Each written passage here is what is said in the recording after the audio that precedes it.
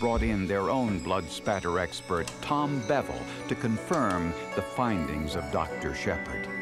According to Bevel, the blood spatter pattern on the walls indicated 3 distinct lines of cast-off blood from a weapon.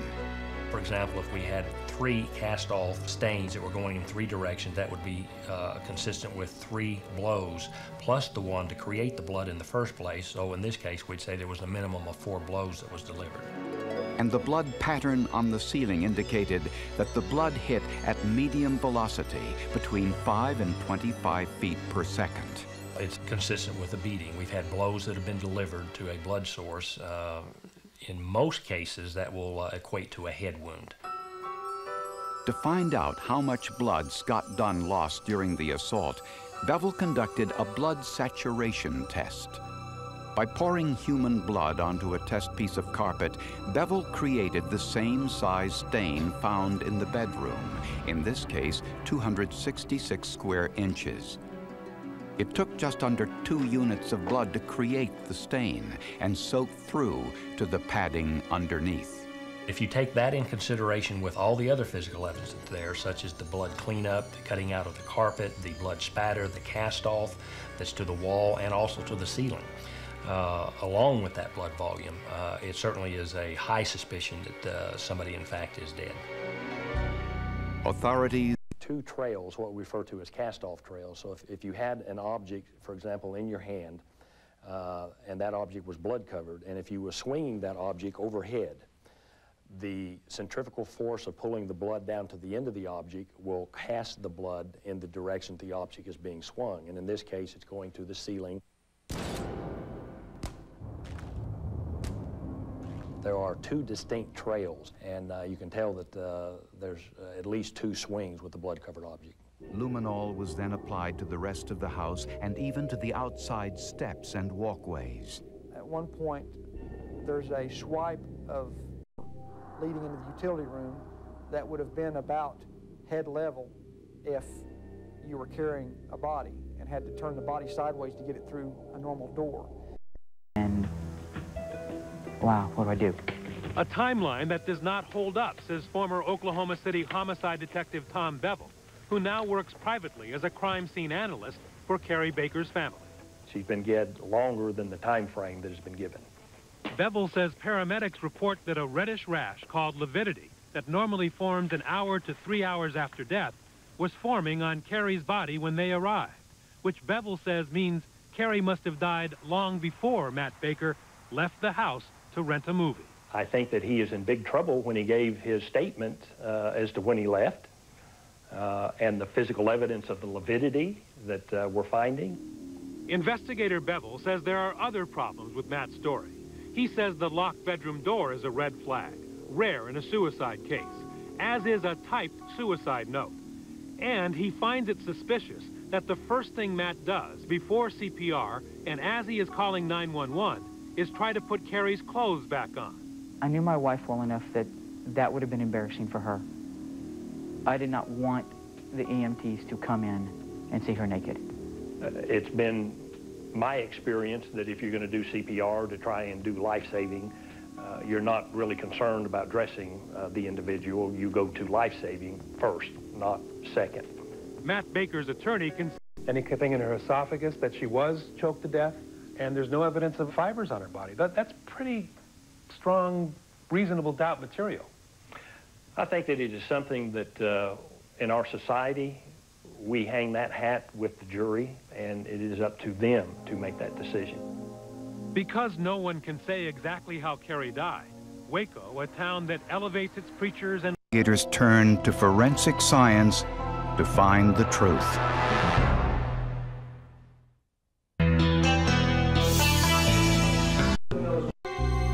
Prosecutors asked forensic scientist Tom Bevel to analyze the evidence. The first thing Bevel noticed was an inconsistency. The blood spatter at the crime scene was not produced by someone swinging a mace, as Yesenia described in her deposition. She actually described in a video an overhand by holding the end of the tether of the mace and looking at the physical confines as to what was there and where the victim was placed. That would be a physical impossibility because there was a 2-foot depth shelf above the victim's head that the mace would have had to have gone through. That simply was physically not possible. And Yesenia's Bevel literally wrote the book on blood spatter evidence. When he examined the blood-stained sheets, he found 2 types of spatter. Some of the droplets had a smooth appearance, like pure liquid, but others had an irregular appearance, which was blood that had been exposed to the air and begun to coagulate. We have spatter and/or cast-off that is showing a clotting process that is not consistent with blood loss at the very beginning of a beating, but rather blood that has been exposed and then some time frame later, approximately 10 minutes or longer, that is being disturbed and then landing on the sheet surrounding the victim. Tom Bevel concluded that there were 2 separate attacks on Trish Willoughby in the beach house, at least 10 minutes apart, a conclusion that matched Yesenia's original story. Prosecutors believe that his family thinks Tom Bevel's analysis revealed the truth. Many of the jurors told me that it was his testimony that totally convinced them that Dan had committed the murder and Yesenia had come in after, just exactly like she said. It was his testimony that had a great deal to do with his conviction the second time around, but we didn't have him the first time.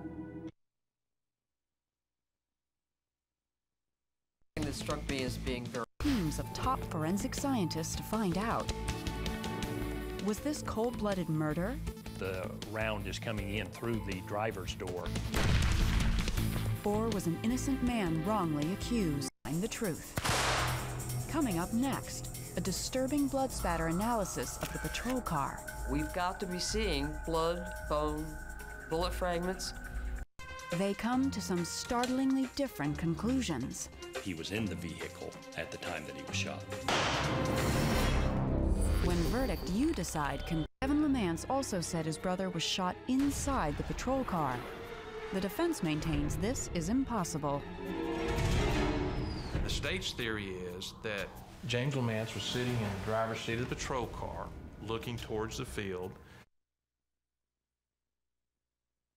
That's true. There would have been blood spatter and blood spray on the passenger side.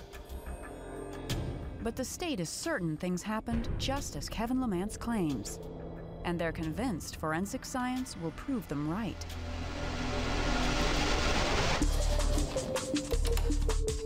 The blood will always be consistent with the events that occurred in order to produce them. Tom Bevel is the recognized authority in blood-stained evidence. Bevel examines the crime scene photos, searching for clues. I'm looking for both back spatter and forward spatter that would assist in showing the direction of the bullet and also the positioning of the police officer. What should these spatter patterns look like? To find out, Tom Bevel conducts an experiment. What we have is a .22 revolver. It will fire a bullet that will end up striking a sponge that will have plenty of blood source with which to create the spatter.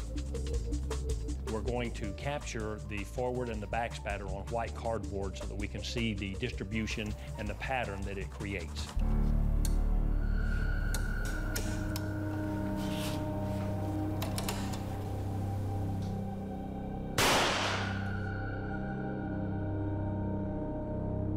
The blood that we have dispersing here is a cone shape. We have some pieces of sponge that would be similar to what you might have with tissue. Very, very fine misting. If Tom can locate these spatter patterns in the patrol car, he can determine where the fatal bullet came from. Here we can see some of the blood spatter that is consistent with the forward spatter. And then we have photographs showing the interior portion of the window. You can see that we have spatter that is on the window. this would be consistent with backspatter. We didn't have an awful lot of backspatter, which is to be expected, but we usually have more forward spatter, and that's blood going in the direction of the bullet. This was an important detail for the defense. All over the passenger side of the vehicle. We've got to be seeing blood. But Bevel says the defense overlooked a significant clue. Jim Lamance was wearing a hat on the night he was shot.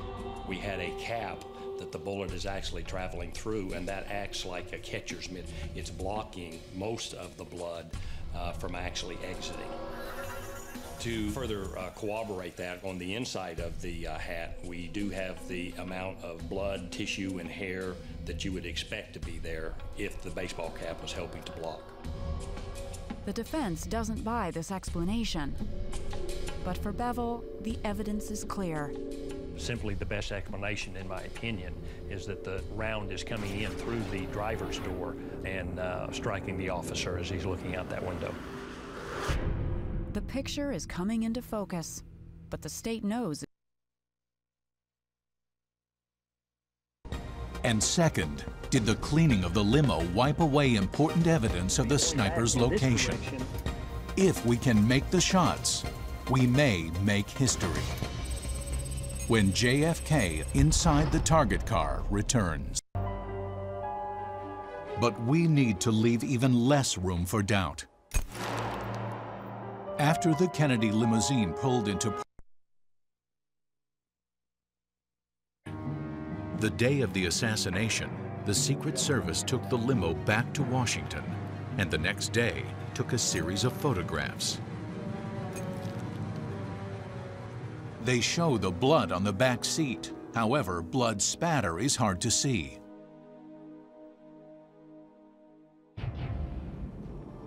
Was history cheated of important evidence? To find out, we brought a modern forensic team to the scene of our simulated crime. And we have some debris outside the car, so watch your step. Captain Tom Bevel is a distinguished member of the International Association of Bloodstain Analysts and has 35 years of forensic experience. Steve Schleby has worked as a criminalist in Southern California for more than 30 years. A number of drops coming down here. Using tracing rods, they quickly identify the bullet trajectory. In essence, we could follow the trajectory and look where the laser is hitting the head, and then if we had a dowel going through, we could put another laser on the back, and it would be going back in this direction, and it's going in an upward incline. What if there were no hole up there? Could you still come up with this same information? The spatter pattern easily confirms the direction of the shot. Based upon the debris, what you would be expecting to find is more debris forward in the force of the bullet. And that's pretty much what we're seeing all the way to the front as the cone enlarges. The dispersed matter in this limo is very similar to the historical description of the grisly crime scene at Parkland. Had investigators examined the limousine before the evidence was disturbed, the Warren Commission might have the location of the president's killer might have been confirmed. But to finalize our conclusions, we need to take two last steps. Well, anytime I think about it, you can visualize. 35 degrees outside. How low will the temperatures go? Rick Mitchell joins us with his forecast next. Well, still ahead on 5 News, a woman who could be behind bars for a murder she didn't commit.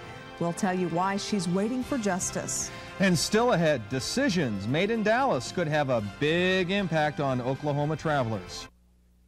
A Texas woman convicted of murder and sentenced to life in prison 8 years ago may actually be innocent. A jury convicted her of murdering her husband, but she says he killed himself. An Oklahoma City police officer who testified at the original trial may be the key to her release.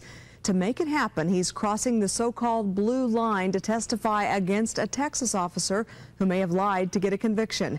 5 News reporter Mike Gotro has the story of a woman who's been waiting for justice. A 1988 newspaper picture shows the strongest evidence against Susie Mowbray. Evidence strong enough to convict her of shooting and killing her husband